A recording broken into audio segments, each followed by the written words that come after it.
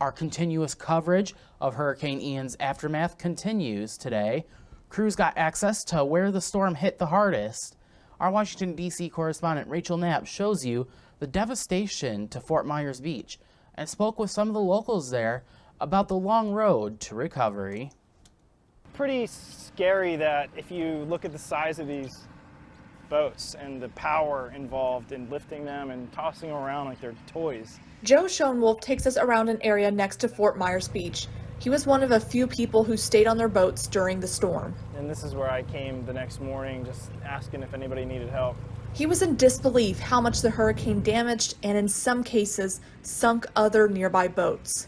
There was somebody that got rescued from this boat right here. They had a family and a dog on board.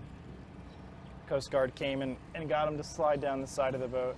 And over on Fort Myers Beach, locals and relief workers are trying to clean up what's left behind. Some locals who spoke with me off camera were having a hard time putting words together, coming back to some businesses that they knew and loved or even worked at, in some cases for decades. I'm going to step aside from the camera's frame really quick.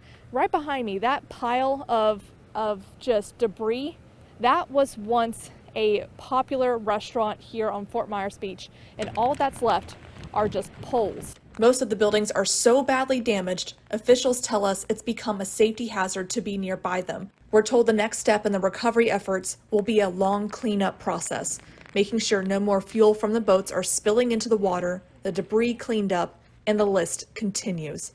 Schoenwolf says in situations like this, some might take advantage by looting, but he's also seen the good in people following the storm too. Schoenwolf and others have pitched in, bringing food and other supplies to those who need it the most, and says Fort Myers will recover from this tragedy. Something that you just have to respect. You know, this is Mother Nature. It's going to happen. You know, this year it was Fort Myers Beach, but you know, just build it stronger and then be prepared for the next storm, which will come. You know. In Fort Myers Beach, Florida, Rachel Knapp reporting.